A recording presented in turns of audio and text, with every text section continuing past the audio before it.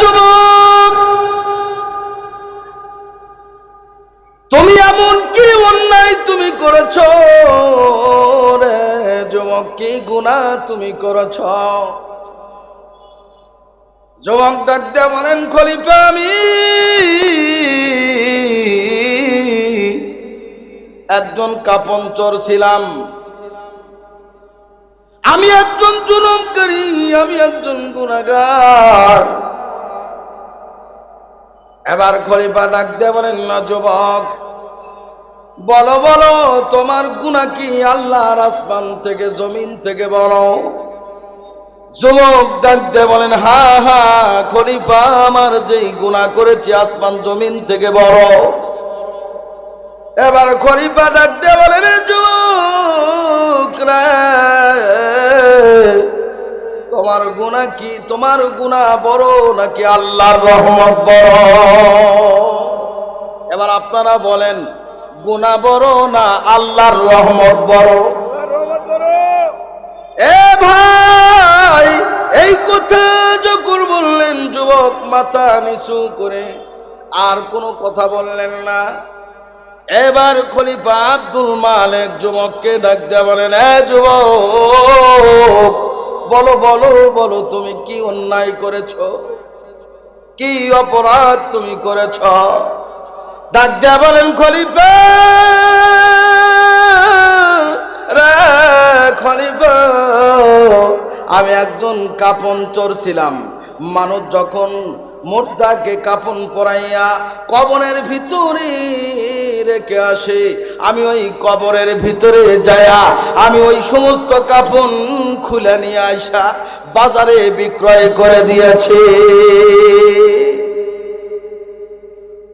ও খলিফা, এত বড় অন্যায় আমি করেছি, যেই কবরে আমি চলে যাব রে, যেই কবরে আমার মা যাবে, যেই কবরে আমার বাবা যাবে, যেই কবরে আমার দাদা দাদি আত্মীয় স্বজনরা চলে যাবে, আমি এমন একজন জঘন্য অপরাধী। মানুষ যখন কবরস্থ করেছে, আমি ওই মৃত লাশের দেহ থেকে ওই দাফনের কাফন চুরি কইরা বাজারে বিক্রি করে দিতাম।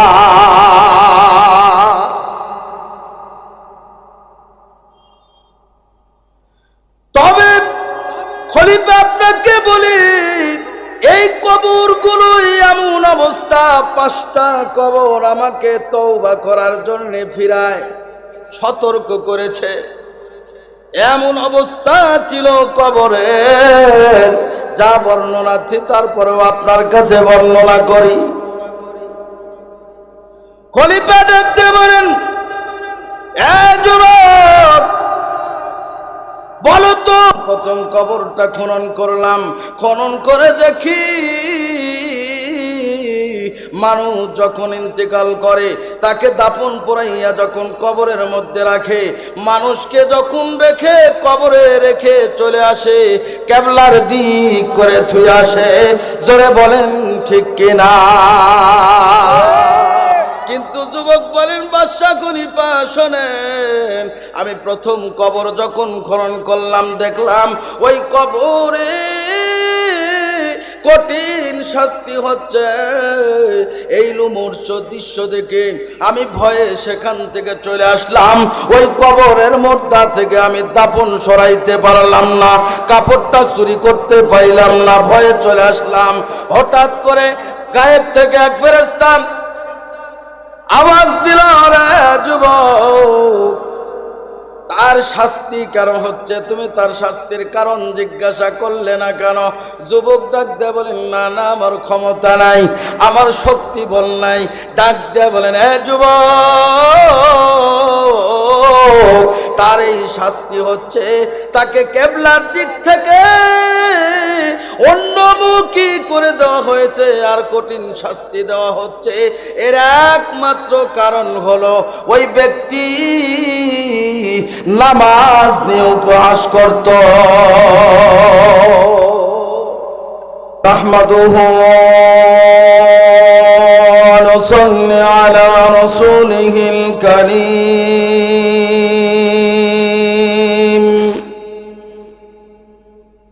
أما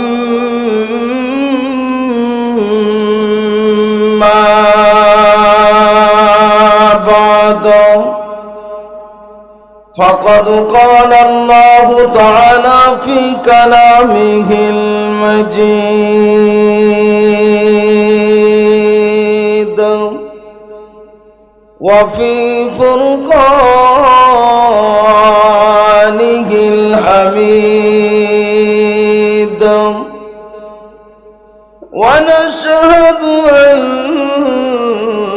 لا إله إلا الله وحده لا شريك له ونشهد أن سيدنا وأولانا ومولانا محمدا عبده ورسوله الذي أرسله بالحق بشيرا ونذيرا وداعيا إلى الله بإذنه وسراجا وقمرا منيرا আমার সাথে সকলেই মহব্বতে আল্লাহর ভালোবাসা অন্তরে রেখে সকলেই মহব্বতে বলেন আউযু বিল্লাহি মিনাশ শাইতানির রাজীম বিসমিল্লাহির রাহমানির রাহিম يا أيها الذين آمنوا اتقوا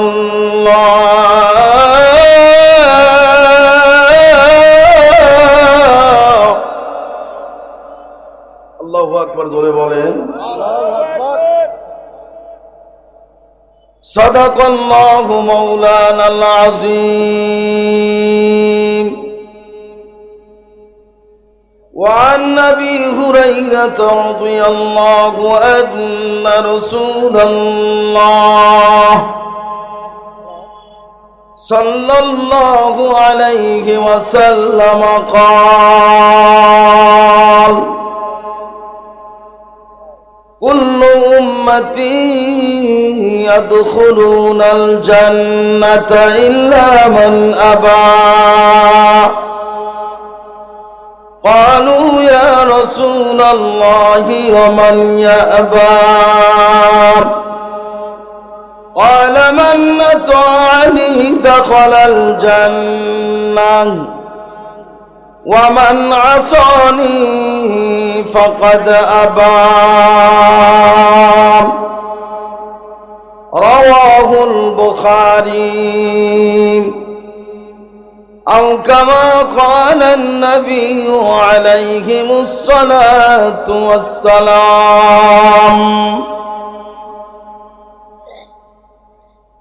الله की যারা ডাকিবে ভাবে আল্লাহর আপন তারাই হবে ইহকালে শান্তি পরকালে মুক্তি দিবেন সবই আল্লাহ তাআলা লা ইলাহা মুহাব্বতে লা ইলাহা আরো জোরে লা ইলাহা চিন্তা পেরেশান কবু লাগিলেন শান্তি পাই মৌলা তোমার ডাকিলে কথা বলেন ঠিক কিনা দিও শান্তি মদন দিলে ও গো দয়ার আল্লাহ তাআলা লা ইলাহা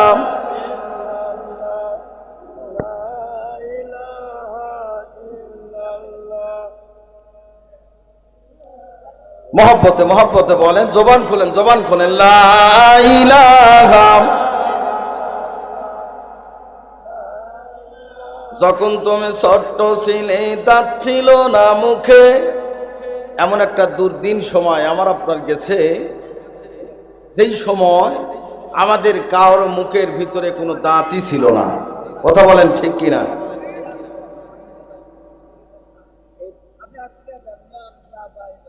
মহব্বতে জিকির করেন, লা ইলাহা ইল্লাল্লাহ। তুমি ছোট্ট ছিলে, দাঁত ছিল না মুখে, তরল খাবার আল্লাহ তাআলা দিলেন তোমার মা জননের বুকে। কথা বলেন, সেই আল্লাহ রে ভুইল না রে, সেই আল্লাহ রে ভুইল না রে, জীবন থাকার যাক আল্লাহ রে ডাক রে বান্দা, আল্লাহ বলে ডাক, লা ইলাহা।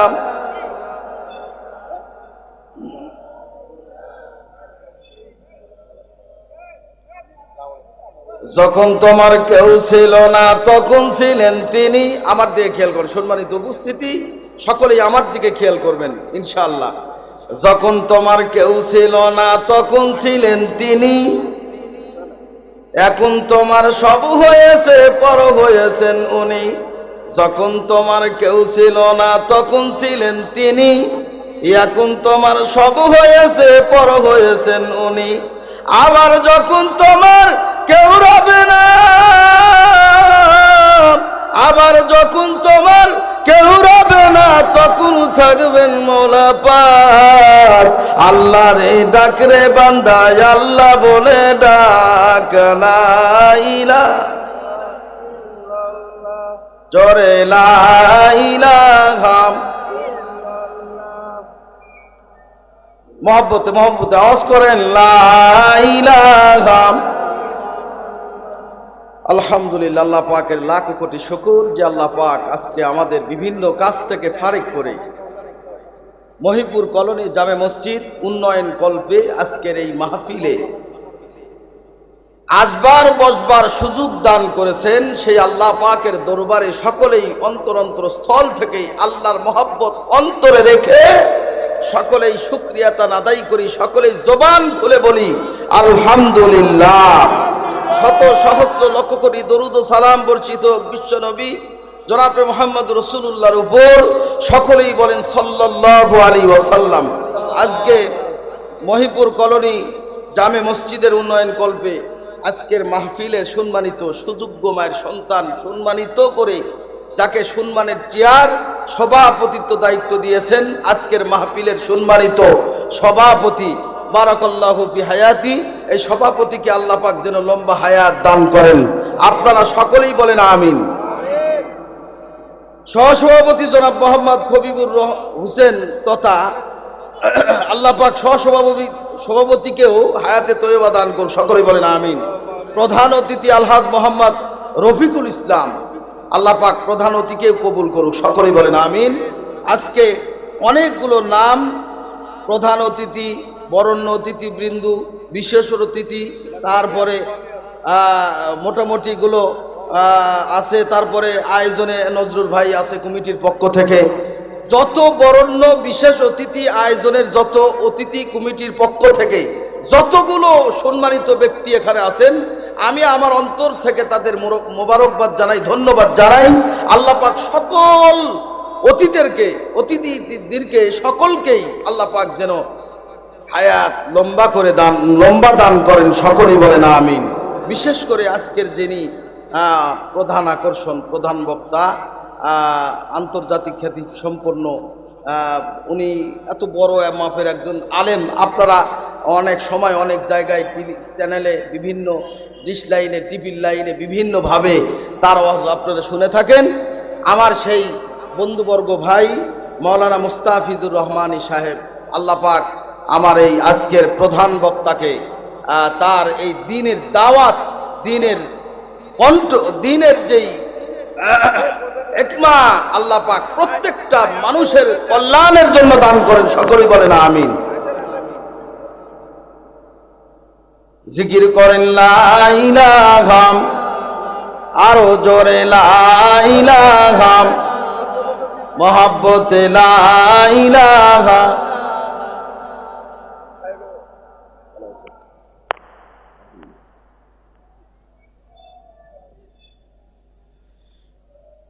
বিশেষ করে আল্লাহ পাক হায়াতে তৈয়বা দান করুক ওই সমস্ত আল্লাহর বান্দা এবং বান্দীদের, যে সমস্ত বান্দিরা আজকে এই ঠান্ডার ভিতরে ঠান্ডাকে মনে করে নাই, কোরআন শোনার জন্যে, হাদিস শোনার জন্যে আরামের ঘুম হারাম ত্যাগ করে পর্দার আড়ালের ভিতরে বসে আছে। কথা বলেন ঠিক কিনা? আমার মা বোনদের, সকল মা বোনদের জন্যও আমরা সকলকে দোয়া কামনা করি, আল্লাহ পাক যেন সমস্ত মা বোনদের হায়াত লম্বা করে দেয়, দীর্ঘদিন পর্যন্ত ইবাদত করে কবরে যাওয়ার তৌফিক দান করুন। মঞ্চে ডানে বামে আমার অনেক সম্মানিত ভাইরা বসে আছেন, আল্লাহ পাক আমাদের মঞ্চে যারা বসে আছেন সকলকেই হায়াত লম্বা দান করুন, সকলেই বলেন আমিন। সম্মানিত উপস্থিতি, আজকে যে মাহফিল আমরা বলা এবং শোনার জন্য আসছি, এই মাহফিল আসলে কোরআনের মাহফিল। কথা বলেন ঠিক কিনা? এই মাহফিলটা হলো কোরআনের মাহফিল। এই মাহফিল যারা করবেন আর যারা শুনবেন, আল্লাহ পাক উভয়কেই রহমতের দরিয়ায় চশ মেরে তাদের জীবনের গুনাহ আল্লাহ মাফ করে দিবেন। এই মাইক অটর ভাই আসেন না, ডিস্টার্ব হচ্ছে তো এখানে। যারা বলবেন এবং শুনবেন উভয়কে আল্লাহ পাক রহমতের দরিয়া জোশ মেরে সমস্ত গুনাহ আল্লাহ মাফ করে দিবেন। কেমন গুনাহ মাফ করবেন? আমরা তো বর্তমান সময়ে প্রতিযোগিতা শুরু করছি, সেই প্রতিযোগিতা হলো গুনার প্রতিযোগিতা। কথা বলেন ঠিক না ভাই? ঠিক? মিথ্যা বললাম নাকি? গুনার প্রতিযোগিতা। কারণ আল্লাহ পাক রব্বুল আলামিন সূরা আলী ইমরানের ভিতরে বলেন যে তোমরা প্রতিযোগিতা করো আল্লাহর জন্যে। কার জন্যে? আল্লাহর জন্য করবে, এই কারণে যে তোমাদের জীবনের যেন গুনাহ আল্লাহ মাফ করে দেন। আল্লাহ পাক বলেন বিসমিল্লাহির রহমানির রহিম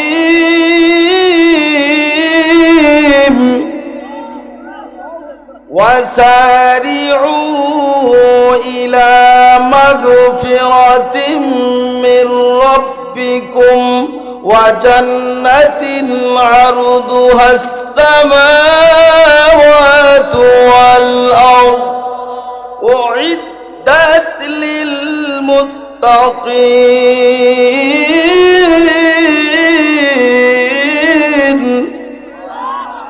আল্লাহ বলেন ওয়াসারিউ ইলা, তোমরা আমার জন্যে, ওয়াল মাগফিরাতি, তোমরা গুনাহ মাফের আশায় আমার প্রতিযোগিতা করবে। আমার গুনাহ মাফের আশায় যদি আমার প্রতিযোগিতা করো, ওয়াল জান্নাতি, তাহলে তোমাকে আমি আল্লাহ জান্নাত দেব। সহজ কথা, আমি তোমাকে আমার জান্নাত দান করব। কত বড় জান্নাত! এবার আসেন, আল্লাহ বলেন আরদুহাস সামাওয়াতু ওয়াল আরদ, নবমণ্ডল ভূমণ্ডল, আসমান এবং জমিন, জমিন থেকে আসমান, এত বড় একটা জান্নাত ওই বান্দা এবং বান্দির জন্য আল্লাহ বরাদ্দ করে রেখেছেন। এখন এত বড় জান্নাতটা আল্লাহ দিবেন কোন সমস্ত ব্যক্তিদের দিবেন বলেন তো দেখি? কোন ব্যক্তিকে আল্লাহ দান করবেন? আল্লাহ তারপরের অংশের ভিতরে বলেন উইদ্দাত লিল মুত্তাকিন।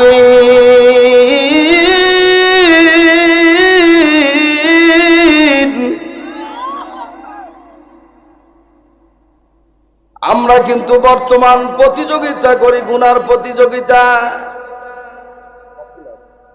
আল্লাহ বলেন আমার জন্য তোমরা প্রতিযোগিতা করতে পারো, আমার জন্য যদি তোমরা প্রতিযোগিতা করো তাহলে শোনো ওয়াসারিউ ইলা মাগফিরা, তোমার জীবনের গুনাহ আমি আল্লাহ মাফ করে দেব। দুই নাম্বার, আমি আল্লাহ ওয়াল জান্নাতি, তোমাকে জান্নাত দেব।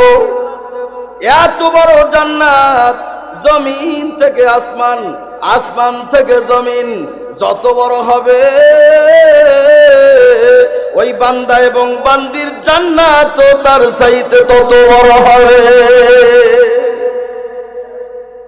আল্লাহ বলেন যে তোমরা আমার জন্য প্রতিযোগিতা করো, আমার জন্য যদি প্রতিযোগিতা করতে পারো আমি আল্লাহ তোমার জন্য খুশি হয়ে যাব, তোমার জিন্দেগির গুনাহ মাফ করে আমি আল্লাহ বিশাল বড় একটা জান্নাতের মালিক তোমাকে বানাই দেব। কারণ আমরা যারা বসে আছি আমাদের গুনাহ আছে না নাই? গুনাহ ছাড়া এমন ব্যক্তি এখানে বসে আছেন যে হুজুর আমি আল্লাহর ওয়ালা, আল্লাহর কাছে কসম করে কই, খোদার কসম করে কই, হুজুর আমি গুনাহ করি না, আমি আল্লাহর ওলি মানুষ। এরকম কেউ ব্যক্তি এখানে আছেন যে তার গুনাহ নাই? আল্লাহ বলেন যে যে সমস্ত মানুষ যাদেরকে আমি আল্লাহ দুনিয়াতে প্রেরণ করছি মানুষ রূপে, মাখলুকাতের ভিতরে শ্রেষ্ঠত্ব দান করে শ্রেষ্ঠ করে যাদের আমি আল্লাহ বানাইছি, তারা গুনাহ থেকে ফারেক হবে। গুনাহ থেকে ফারেক হয়ে আমি আল্লাহর কাছে তওবা করবে, মাপ চাবে, আমি তাকে মাপ করে দেওয়ার জন্য আমি আল্লাহ 24টা ঘন্টা, আমি আল্লাহ ওপেনে না গোপনে না ওপেনে, আমি আল্লাহ 24টা ঘন্টা তার গুনাহ মাফ করার জন্য আমি প্রস্তুত গ্রহণ করেছি। আল্লাহ বলেন ইয়া আইয়ুহাল্লাযীনা আমানু তুবু ইলাল্লাহ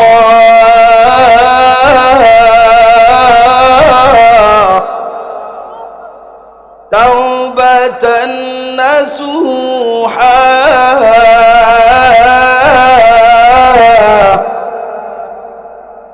তুমি যদি শত অন্যায় করেছো, গুনাহ করেছো, অত্যাচার জুলুম তুমি জমিনের ভিতরে করেছো, ইতিমের হক মেরে দিয়ে তুমি নিজের পেটটা তুমি বাঁচাই দিয়েছো, শোনো তুমি যদি তওবা করতে পারো, তাদের কাছ থেকে হকুল্লাহ যদি মাপ চাইতে পারো, তারপরে যদি তাওবাতান নাসুহা করে আমার কাছে যদি তওবা করতে পারো, আমি তোমার জীবনের গুনাহ মাফ করে দেব।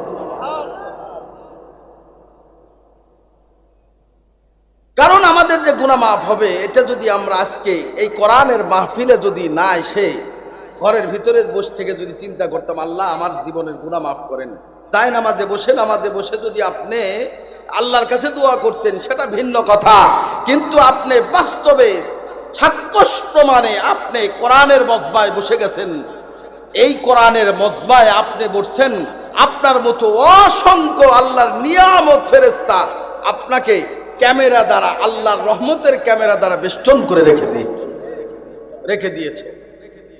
ফেরেশতারা আল্লাহর কাছে জিয়া বলতেছে আল্লাহ আপনি মাফ করেন, শীতকে শীত মনে, ঠান্ডাকে ঠান্ডা মনে করে নাই, শীতকে শীত মনে করে নাই, কুয়াশাকে কুয়াশা মনে করে নাই। তারা আরামের ঘুম বাদ দিয়ে কোরআনের মাহফিল শুনতে গিয়েছে, আল্লাহ কোরআনের মাহফিলের উসিলা করে তাদের জিন্দেগির গুনাহ আপনি মাফ করে দেন। কারণ ভাই এ কথাটা বললাম এই কারণে, আমরা যারা এখানে বসে আছি অনেকের মা নাই, অনেকের বাবা নাই, অনেকের আত্মীয় স্বজন কবরের ভিতরে চলে গেছে, কথা বলেন ঠিক কিনা? এই আত্মীয় স্বজনের দোয়া, এই আত্মীয় স্বজনের জন্য মাগফিরাত, আত্মীয় স্বজনের জন্য মুনাজাত বৎসরে আমাদের একদিন জুটে, কথা বলেন ঠিক কিনা? প্রত্যেক দিন কিন্তু আমরা এরকম সম্মানিত এই ইজ্জতওয়ালা, রহমতওয়ালা, বরকতওয়ালা সামিনা এক বছরের ভিতরে আমরা কোথাও পাই না, কথা বলেন ঠিক কিনা? আমরা বৎসরে একদিন যদি এই কোরআনের মাহফিলে মজমায় বসে যদি পিতার জন্য দোয়া করি, মাতার জন্য দোয়া করি, দাদার জন্য দোয়া করি, মায়ের দাদির জন্য, আত্মীয় স্বজনের জন্য যদি দোয়া করি, আল্লাহ বলেন তোমরা আসমানে হাত তুলবে, আমার আসমানের রহমতের ফেরেশতারা তোমার হাতটাকে ক্যামেরা দ্বারা, কুদরতি ক্যামেরা দ্বারা ছবি তুলে আমার সামনে তুলে ধরে, আমি তোমার সমস্ত দোয়া কবুল করে তোমাদের আত্মীয় স্বজনের জীবনের গুনাহ আমি আল্লাহ মাফ করে।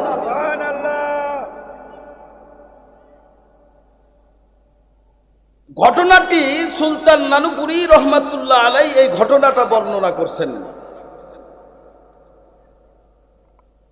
হঠাৎ করে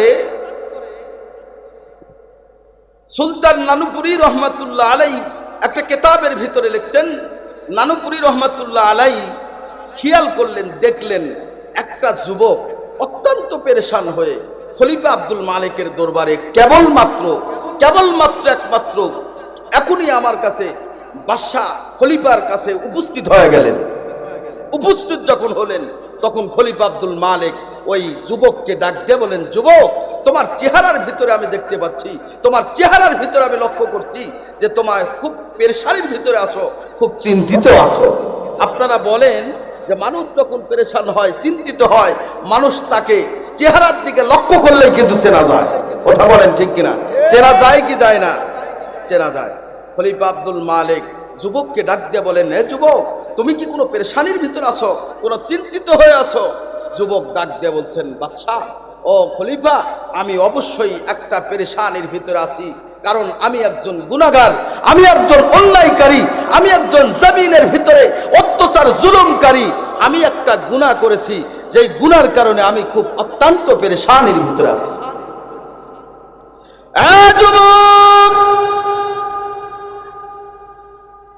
তুমি এমন কি অন্যায় তুমি করেছ রে যুবক, কি গুনাহ তুমি করেছ? যুবক ডাক দিয়ে বলেন, খলিফা, আমি একজন কাপন চোর ছিলাম, আমি একজন জুলুমকারী, আমি একজন গুনাহগার। এবার খলিফা ডাক দিয়ে বলেন, না যুবক, বলো বলো, তোমার গুনাহ কি আল্লাহর আসমান থেকে জমিন থেকে বড়? যুবক ডাক দিয়ে বলেন, হা হা খলিফা, আমার যেই গুনাহ করেছি আসমান জমিন থেকে বড়। এবার খলিফা ডাক দিয়ে বলেন, যুবক রে, তোমার গুনাহ কি? তোমার গুনাহ বড় নাকি আল্লাহর রহমত বড়? এবার আপনারা বলেন, গুনাহ বড় না আল্লাহর রহমত বড়? এ ভাই, এই কথা যখন বললেন, যুবক মাথা নিচু করে আর কোনো কথা বললেন না। এবার খলিফা আব্দুল মালিক যুবককে ডাক দিয়ে বলেন, এ যুবক, বলো বলো বলো, তুমি কি অন্যায় করেছ, কি অপরাধ তুমি করেছ? ডাক দিয়ে বলেন, খলিফা রে, খলিফা, আমি একজন কাপন চোর ছিলাম। মানুষ যখন মুর্দাকে কাপন পরাইয়া কবরের ভিতরে রেখে আসে, আমি ওই কবরের ভিতরে যায়া আমি ওই সমস্ত কাপন খুলে নিয়ে আসা বাজারে বিক্রয় করে দিয়েছি। ও খলিফা, এত বড় অন্যায় আমি করেছি, যেই কবরে আমি চলে যাব রে, যেই কবরে আমার মা যাবে, যেই কবরে আমার বাবা যাবে, যেই কবরে আমার দাদা দাদি আত্মীয় স্বজনরা চলে যাবে, আমি এমন একজন জঘন্য অপরাধী। মানুষ যখন কবরস্থ করেছে, আমি ওই মৃত্যু লাশের দেহ থেকে ওই দাফনের কাফন চুরি কইরা বাজারে বিক্রি করে দিতাম।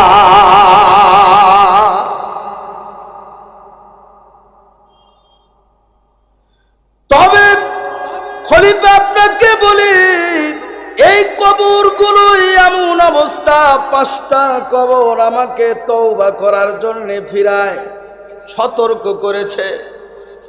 এমন অবস্থা ছিল কবরের, যা বর্ণনা তারপরেও আপনার কাছে বর্ণনা করি। খলিফা দেখতে বলেন, এ যুবক, বলো তো, প্রথম কবরটা খনন করলাম, খনন করে দেখি মানুষ যখন ইন্তেকাল করে তাকে দাফন পরাইয়া যখন কবরের মধ্যে রাখে, মানুষকে যখন রেখে কবরে রেখে চলে আসে, কেবলার দিক করে থুই আসে। জোরে বলেন ঠিক কিনা?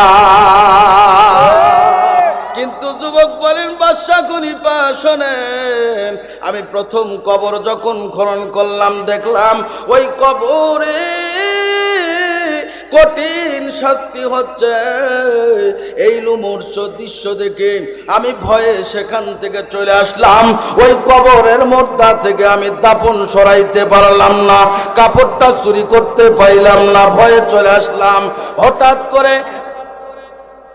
গায়েব থেকে এক ফেরেশতা আওয়াজ দিল, রে যুবক, তার শাস্তি কারণ হচ্ছে, তুমি তার শাস্তির কারণ জিজ্ঞাসা করলে না কেন? যুবক ডাক দেয়া বলেন, না না, আমার ক্ষমতা নাই, আমার শক্তি বল নাই। ডাক দেয়া বলেন, এ যুবক,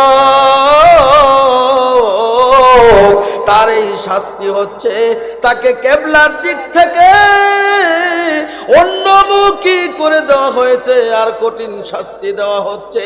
এর একমাত্র কারণ হলো ওই ব্যক্তি নামাজ নিয়ে উপহাস করত। জিকির করেন, লা ইলাহা ইল্লাল্লাহ, লা ইলাহা।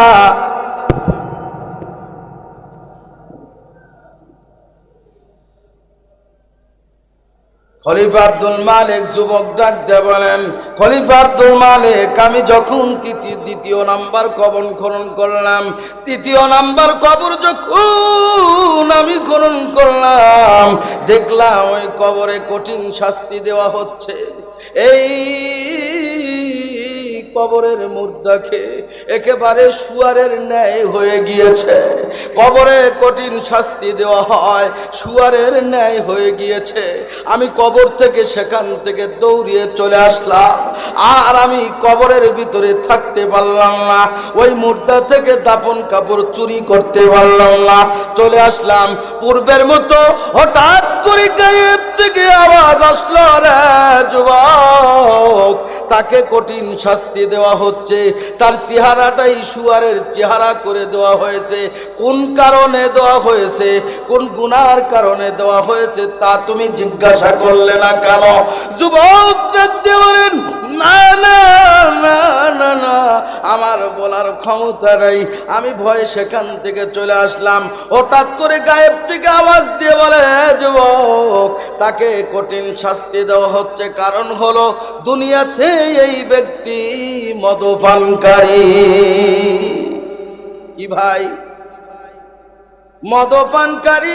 আমার বাংলাদেশের সোনার ছেলেরা যারা মদ খায়, মদ হয়ে খাওয়ার পরে যখন মাতলামি করে, ওই মাতালের কাছে বউ না মাটের পাওয়া যায় না।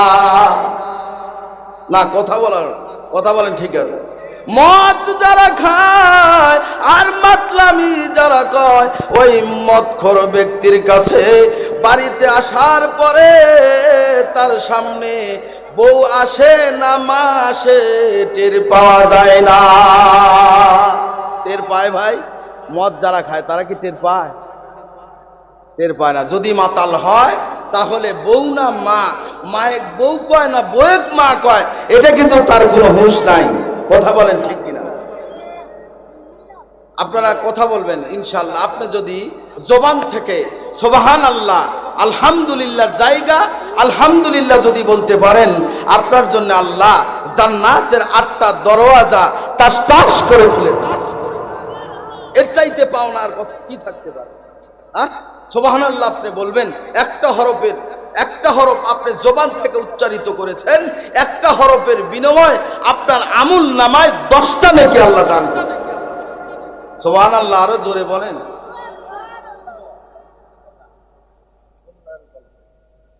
জিকির করেন, লা ইলাহা ইল্লাল্লাহ, লা ইলাহা।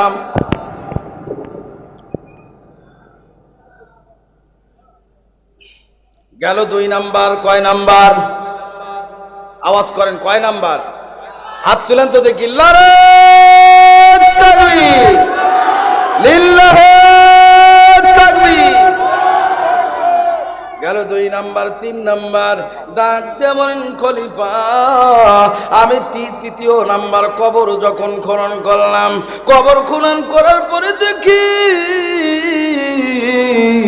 ওই কবরের মুর্দার জিহ্বাটা গাদার ন্যায় বের হয়ে গিয়েছে। পায়ে বেরি তাকে কঠিন শাস্তি দেওয়া হয়। চিৎকার করে কান্দে, কোন ফেরেশতা তার কান্নার আওয়াজ শুনতে চায় না, কেউ কান্নার আওয়াজ শোনে না। তার জিহ্বাটা গাধার ন্যায় বের হয়েছিল। আমি এই দৃশ্য দেখে কবর থেকে আমি দৌড়াইয়া ফিরে আসলাম। হঠাৎ করে পূর্বের মতো এক ফেরেশতা গায়েব থেকে আওয়াজ দিল, এ যুবক, তার শাস্তির কারণ তুমি কেন জিজ্ঞাসা করলে না? তার জিহ্বাটা গাধার ন্যায় বের হয়ে গিয়েছে, তাকে তুমি জিজ্ঞাসা করলে না কেন? যুবক দেখতে বলেন, ও আল্লাহর ফেরেশতা, আমার জিজ্ঞাসা করার কোনো ক্ষমতা নাই, আমি সেখান থেকে ফিরে আসলাম। কিন্তু হঠাৎ করে গায়েব থেকে আওয়াজ দিয়ে বলে, যুবক, তাকে শাস্তি দেওয়া হচ্ছে এই কারণে, এই লোকটি অন্যের সম্পদ নষ্ট করে দিত। এমন হাজি গাজি আলেম আছে না নাই? এমন মানুষ আছে না নাই? নজির নিজের জমি ছোট খাটো এমন ভাবে কোদাল দিয়া ছাটে ভাই, নিজের জমি লম্বা হয়, পরের জমি খাটো হয়ে যায়। আছে না নাই? এ যুবক, তৃতীয় নাম্বার খুন করছে যেই কবরে যেই ব্যক্তিরা শয়ন করেছে, ও পাপী ছিল রে। তার জিহ্বাটা গাধার ন্যায় বের হয়েছিল। তার গুনাহ হলো নিজের সম্পদ তো ছিলই, তারপরেও অন্যের সম্পদ নষ্ট করে দিত। তার জন্য এই শাস্তি হচ্ছে। এ ভাই, বাংলাদেশের ভিতরে অহর মানুষ আছে রে ভাই, নিজের জায়গা, নিজের জমি, নিজের ব্যাংক ব্যালেন্স, নিজের টাকা পয়সা সব আছে, তারপরেও অন্যের সম্পদের প্রতি লোভ আছে না নাই? এমন অবস্থা হয়ে গেছে ভাই, বলবো না, বললেই কথা দোষ হয়ে যায়। কথা বলেন, এই করোনা ভাইরাস চলে গেল, আমার দেশের সোনার নেতারা আখ্যায় দিতে, বুদ্ধিজীবী সোনার নেতারা গরিব মানুষের জন্য সরকার পাস করেছে, চাউল দিবে, সয়াবিনের তেল দিবে। সয়াবিন তেল জনগণে গরিব মানুষের না দিয়া খাটের তলে লুকায় রেখে দিয়েছে। এ প্রমাণ বিভিন্ন মিডিয়ায় প্রকাশ পেয়ে গেছে। জোরে বলেন ঠিক কিনা?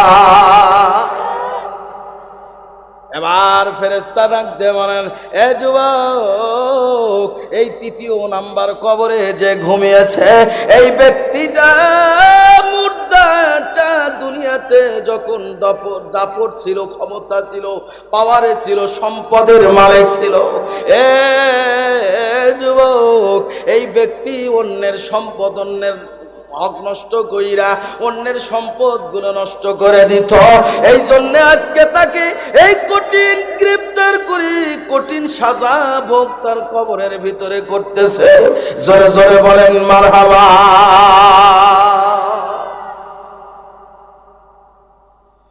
হে বন্ধু, এই চতুর্থ যুবক দেখতে বলেন, খলিফা, চতুর্থ নাম্বার কবর যখন আমি খনন করলাম, চতুর্থ নাম্বার কবর যখন আমি খনন করলাম, দেখলাম ওই কবরে কঠিন শাস্তি দেওয়া হয়। ওই মুর্দাটা এমন ভাবে চিৎকার দিয়ে কাঁদছে, কোনো সোনার কোনো মানুষ পাওয়া যায় না কবরের ভিতরে। হাজারো হাজারো ফেরেশতা সেখানে উপস্থিত, কোন ফেরেশতা তার কান্না দেখে কাছে আগে আসে না। এই ভয়ানক লোমহর্ষক দৃশ্য দেখে আমি কবর থেকে দৌড়াইয়া চলে আসলাম জীবনের ভয়ে। আমি চলে আসলাম, তাকে কঠিন শাস্তি দেওয়া হচ্ছে, সে চিৎকার মারছে, কিছুই শোনা হচ্ছে না। ডাক দিয়ে বলে, না যুবক, তুমি চলে গেল কেন? তাকে কঠিন শাস্তি দেওয়া হয়, তার শাস্তির কথা কেন জিজ্ঞাসা করলে না?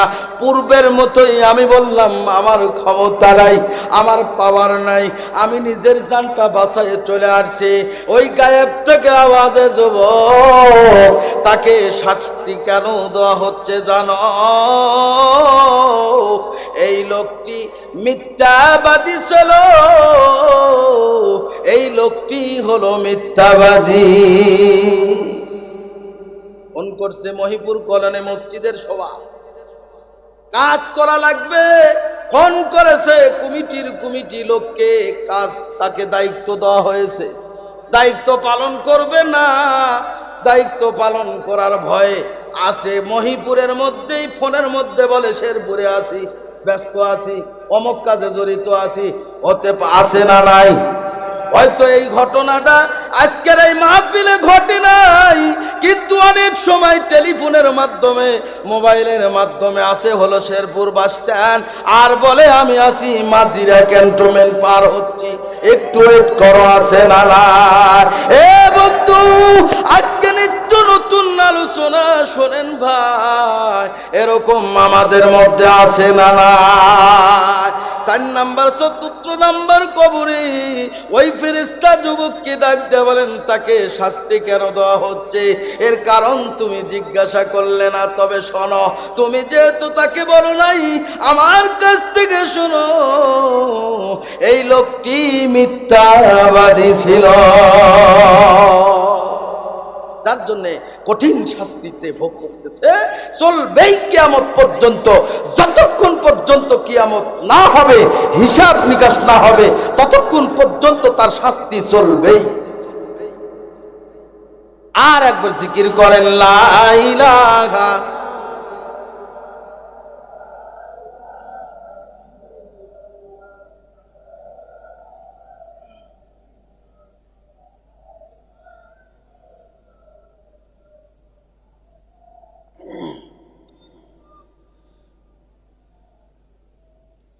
মসজিদে আযান হয়েছে, 4 নাম্বার আপনাদের বুঝাই, মসজিদে আযান হয়েছে, পাগড়ি একটা বাঁধছে, টুপি একটা বড় দিয়েছে, এখন রাস্তা দিয়ে হাঁটে যায়, মসজিদে জামাত হয়, ডাক দিয়ে বলছেন, রে ভাই, মসজিদে নামাজ পড়ে আসলাম, আপনি কি নামাজ পড়েন নাই? এমনও ব্যক্তি আছে নামাজ না পড়েই বলল আমি নামাজ পড়ে কেবল মাত্র এখানে দাঁড়াইলাম, আছে না না? 5 নাম্বার কি শুনবেন আপনারা? কারা কারা শুনবেন? হাত তুলে দেখান তো। একবার বসে গেছেন, কথা কন না। লিল্লাহি তাকবীর। শয়তান আছে যেখানে,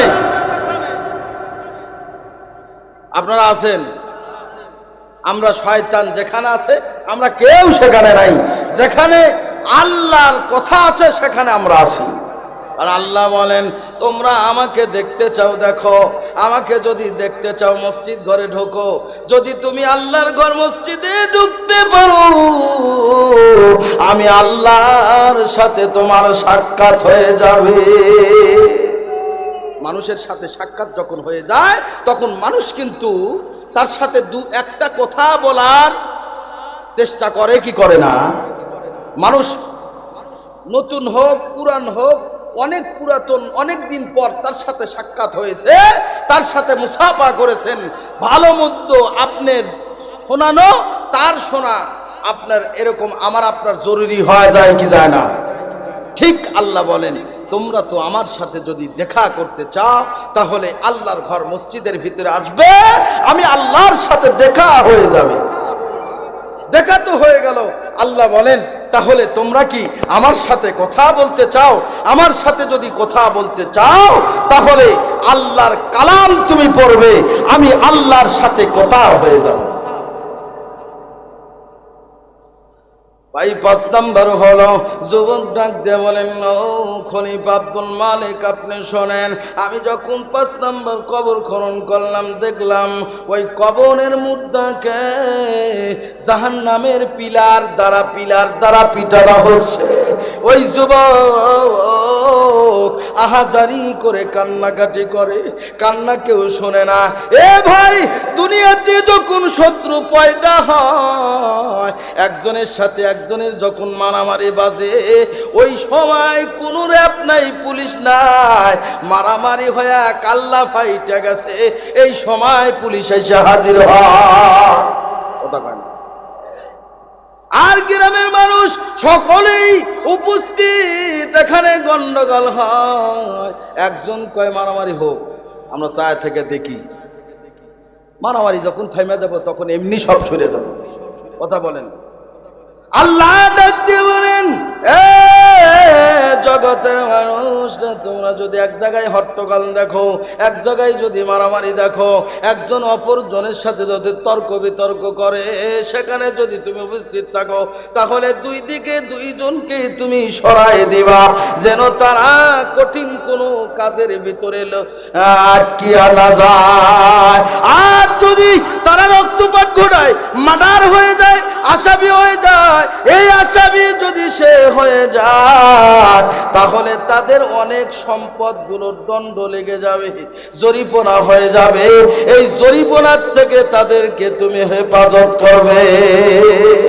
চতুর্থ পঞ্চম নাম্বার কবর যখন আমি খনন করলাম, দেখলাম ওই যুবককে জাহান্নামের পিলার দ্বারা তাকে পিটানো হচ্ছে। মা মা মা মা বলে চিৎকার করছে, বাবা বাবা বলে চিৎকার করছে, বাঁচাও বাঁচাও বলে আমাকে চিৎকার করেছে। শোনার মতো কোনো মানুষ আমি কবরের মধ্যে দেখলাম না। এই লুমূর্ষ দৃশ্য দেখে আমি কবর থেকে ফিরে আসলাম। আমি থরথর করে কাঁপতেছি, আমার আর সহ্য হইতেছে না। আমি মনে করি ওর শাস্তির সাথে আমাকে মনে হয় শাস্তি দেয়। আমি নিজের জানকে বাঁচাইয়া ওই কবর থেকে ফিরে আসলাম। হঠাৎ করে পূর্বের মতো ডাক দিয়ে বলেন, এ যুবক, এই পঞ্চম নম্বর কবরওয়ালাকে কেন শাস্তি দেওয়া হয়, এই কারণ তুমি জিজ্ঞাসা করলে না কেন? ডাক দিয়ে বলেন, না না, আমার জিজ্ঞাসা করার ক্ষমতা নাই। ডাক দেওয়া, এ যুবক, এই লোকটার এত শাস্তি হচ্ছে তার কারণ হলো এই লোকটা দুনিয়াতে জুয়ারি ছিল।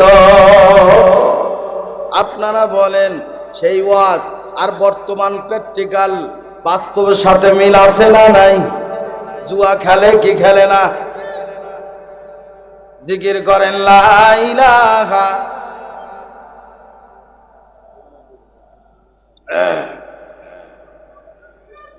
এ ভাই, একটু সময় আপনাদের কাছে, যতটুকু সময়ের মধ্যে আমি আছি, মনোযোগ সহকারে শুনবেন। এবার আপনারা বলেন, জুয়ারি মানুষ বাংলাদেশে মনে হয় নাই? জোরে বলেন, আছে? জুয়া যারা খেলে ভাই, তাদের হাঁড়ি পাতিলে চাউলও খুঁজে পাওয়া যায় না। এ ভাই, অনেক রিপোর্ট আমাদের কাছে আসে, কারণ হলো আমরা সমাজের ইমাম। এমনও বিচার আসে, হুজুর আমার স্বামী তাস খেলে, জুয়া খেলে, রাত্রে আমি ঘুমাইছি, আমার বাবার দেওয়া মায়ের দেওয়া গহনা কান থেকে ছিঁড়ে নিয়া বিক্রয় করে তাসারু জুয়ারু যায় খেলেছে। হুজুর, আমার স্বামীর জন্যে, আমার ভাইয়ের জন্যে আমি বোন হয়ে দোয়া করি, স্বামীর জন্য আমি স্ত্রী হয়ে দোয়া করি। হুজুর, পাতিলের মধ্যে চাউল থুইয়াছি, কোন দিন যেন আমার স্বামী চাউলগুলো নিয়ে যায় বাজারে বিক্রয় করে দিয়া, হুজুর ওই জুয়া খেলতে যায় সব হারায় গেছে। আমার মনে হয় এমন মানুষ শেরপুরের মধ্যে নাই। জুয়া খেলা মানুষ কি শেরপুরে আছে? এ ভাই, এই 4-5 দিন আগে একটা ঘটনা ঘটেছে। একজন ব্যক্তি জুয়া খেলে, শেরপুরের ভিতরে একজন ব্যক্তি জুয়া খেলে, অভ্যাস জুয়া খেলা, বড় বড় মানুষের সাথে তার সম্পর্ক, জুয়া খেলছে। তার একটা ডিসকভার গাড়ি ছিল, 20,000 টাকার বিনিময়ে ডিসকভার গাড়ি হারিয়ে দিয়েছে। আছে না নাই? এ ভাই, জুয়া যারা খেলে, কিসের গাড়ি আর বাড়ি, কিসের নারী আর বিটি, সব কি সমান? কথা বলেন ঠিক কিনা? তাহলে আমাদের সোনার দেশের এই সমস্ত মানুষদের জুয়া থেকে, মদ থেকে, নামাজ উপহাস থেকে, মানুষের সম্পদ ধ্বংস থেকে মুক্তি হওয়ার দরকার আছে না নাই? আপনারা বলেন, আছে না নাই? অবশ্যই আছে। আমাদের সকলকেই সজাগ থাকতে হবে। তাছাড়াও জুয়ারু জিটি পাবেন, আপনি থানায় ফোন করবেন, অ্যারেস্ট করে নিয়ে যাবে। তাহলে এরকম ভাবে যদি আমরা সজাগ থাকতে পারি, তাহলে সমাজে, গ্রামে, থানাতে আর কোনো সময় এই জুয়ারু তাসারু মক্খর গাঁজা করে সাক্ষাৎ হবে না। কথা বলেন ঠিক কিনা? আমাদের সুন্দর সংসারগুলো সুন্দরভাবে পরিচালিত হবে ইনশাআল্লাহ। সজাগ থাকতে হবে। সম্মানিত উপস্থিতি, আমি আপনাদের কিন্তু একটা কথা বলে গিয়েছি ভাই, যদি আমরা ওই গুনাহ থেকে, মদ খাওয়া থেকে যদি ফারেক হই, মৃত্যুর আগ পর্যন্ত মদ খাবো না। এর নাম হলো নাসুহা। এর নাম কি? নাসুহা শব্দ কিন্তু আপনাদের সামনে স্থাপন করেছি। নাসুহা আজকে আপনাদের বলে দিব। নাসুহা হলো আমি জিনা করেছি, জিনার থেকে ফারেক হয়েছি, আল্লাহর কাছে তওবা করছি, মৃত্যুর আগ পর্যন্ত আর জিনা করব না, এমন তওবার নাম হলো নাসুহা। এমন তওবার নাম নাসুহা। সম্মানিত উপস্থিতি, আমার পুত্রেরা, মা বোনেরা গো, আমরা আল্লাহকে ভুলে গেছি। আল্লাহর নামে প্রতিযোগিতা করি না, গুনাহ মাফের প্রতিযোগিতা করি না, জান্নাত যাবার প্রতিযোগিতা করি না। কিসের প্রতিযোগিতা করি? আল্লাহ ডাক দিয়ে বলেন, ওয়াসারিউ ইলা মাগফিরাতিম মির রাব্বিকুম ওয়া জান্নাতিন আরদুহাস সামাওয়াতু ওয়াল আরদ উইদ্দাত লিল মুত্তাকিন। আল্লাহ বলেন তুমি প্রতিযোগিতা করো। কিসের প্রতিযোগিতা? আর্জেন্টিনার গোষ্ঠী ১.৫ হাত পতাকা লাগাইছে, আমি ব্রাজিল করি, আর্জেন্টিনার চাইতে ৫ হাত পতাকা টাঙ্গায় আমি দেখাই দিতে চাই। কথা কয় না? এ ভাই, আল্লাহ বলেন ওয়াল মাগফিরা, তোমার গুনাহ মাফ চাও। মানুষকে যদি আল্লাহ ডাক দেয়া বলেন, মানুষ তোমরা চাও, তোমরা আমার কাছে চাও। আপনারা এখানে বলেন, এই বুকে হাত দিয়ে বলবেন আল্লাহ যেমন এমন কথা কোরআনের ভিতরে বলেন, তাহলে মানুষ সর্বপ্রথমে কোন কাতারে দাঁড়াবে? আমার দৃষ্টিকোণে আমি বলি, আমার মনে হয় আল্লাহ যদি যেহেতু বলছে তোমরা আমার কাছে চাও, আমার মনে হয় বাংলাদেশের মানুষ বলবে আমি এমপি ছিলাম, আমাকে মন্ত্রী বানায় দাও। কথা বলেন। আমার এ ভাই, নিজের উন্নতি আছে, নিজের জন্য মানুষ প্রতিযোগিতা করে, মানুষ চিন্তা করে আমার 2 তলা বাড়ি 5 তলা করে, 5 তলা বাড়ি মানুষ চিন্তা করে 10 তলা করে। মানুষ কিন্তু প্রতিযোগিতার মধ্যে আছে না নাই? এ ভাই, চেয়ারম্যান মেম্বার, এই যে সম্মানিত উপস্থিতি, অনেকেই কিন্তু মেম্বার আছেন। একজন মানুষ মেম্বারের কাছে বারবার চায় আমাকে দেন, আমি গরিব মানুষ, অসহায় মানুষ, আমাকে একটু দেন। 1 বার 2 বার 5 বার যদি আপনি যান, দোয়া তো দূরের কথা, আমার মনে হয় ঘাট ধাক্কা দিয়ে বের করে দিবেন। কইবে বাপু, ওয়ার্ডের ভিতরে কি তুমি খালি একাই আছো, আর মানুষ নাই? কথা বলেন ঠিক কিনা?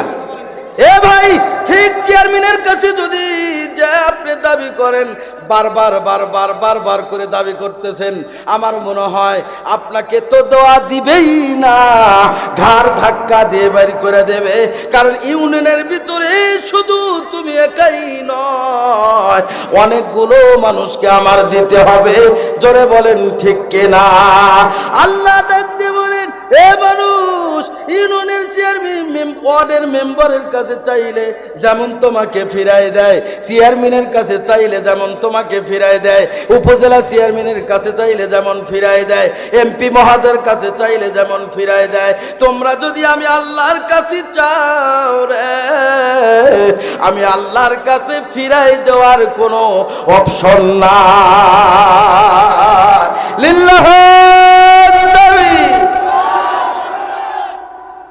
আল্লাহ রাব্বুল আলামিন আবার বলেছেন, এ মানুষ, তারা তোমাকে ফিরাই দিয়েছে, তবে শোনো, তারা কষ্ট পেয়েছে, তারা মন খারাপ করেছে। আমি আল্লাহ কিয়ামত তোমার জন্ম থেকে মৃত্যুর আগ পর্যন্ত আমি আল্লাহ তোমাকে দিতেই আসি। 1 বিন্দু পরিমাণ তোমার প্রতি আমি আল্লাহ বেজার হই না। ভাই জিকির করেন লা ইলাহা। আরেকটা কথা আপনাদের ঘটনা বলি। এক তাফসীরের ভিতরে আসছে নম মুসলিম কেবলমাত্র ইহুদির থেকে মুসলমান হয়েছে।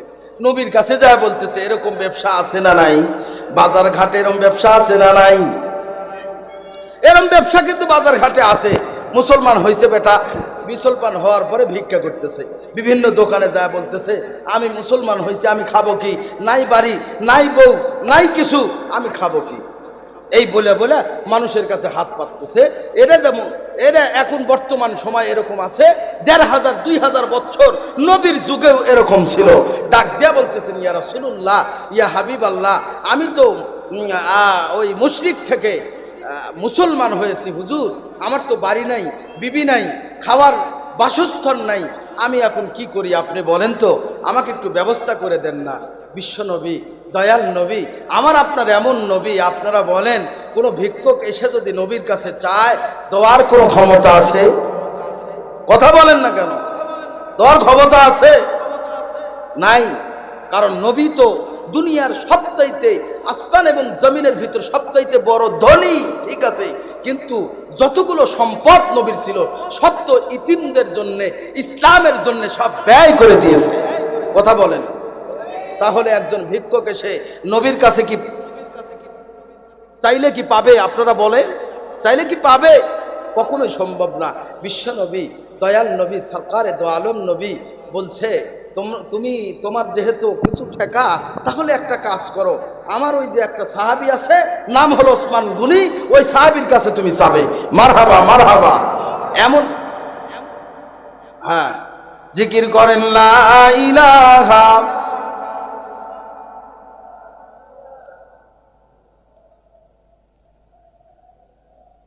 আমার একজন ধনাঢ্য ব্যক্তি, আমার একজন ধনাঢ্য সম্পদওয়ালা সাহাবী আছে, আমি নবীর পয়গাম দিবে না। আপনারা এখানে যারা আছেন বলুন, অনেক অনেক দোকানদার মানুষ আপনারা বসে আছেন, ব্যবসায়ী মানুষ বসে আছেন, যানবাহনে বিভিন্ন গাড়িওয়ালারা বসে আছেন।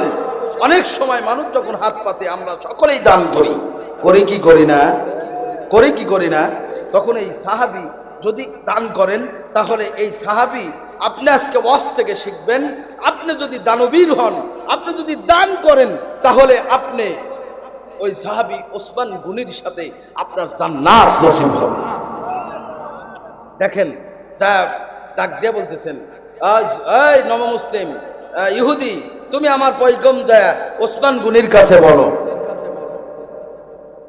ভাই, ওসমান গনির কাছে ওই যুবক যায়, যখন সামনে পিছনে সামনে দাঁড়াইছে, লক্ষ্য করছে, লক্ষ্য করে লক্ষ্য করতেছে, দেখতেছে তার তামাশা।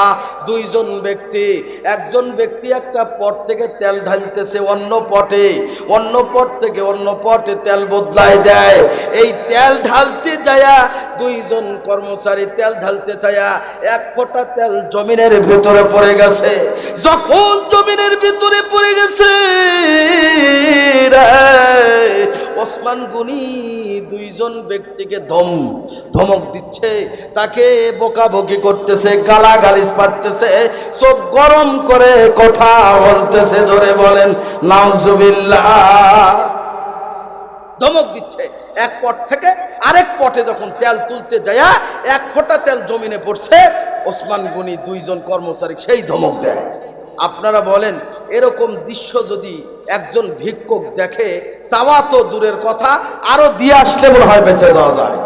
কথা বলেন ঠিক কিনা? এখন ইহুদি ভাই চিন্তা করে, হাই সর্বনাশ, আমি চাওয়ার জন্য আসলাম, আর এই এক ফোঁটা তেল, কেরাসিনের তেল জমিনের ভিতরে পড়তেছে, আর ওসমান গনির মতো মানুষ কর্মচারী ধমকায় দেয়। চাওয়া তো দূরের কথা, এই ব্যক্তির কাছে চাওয়া যাবে না, এই লোকটা হার গিফটে আছে না নাই? এরকম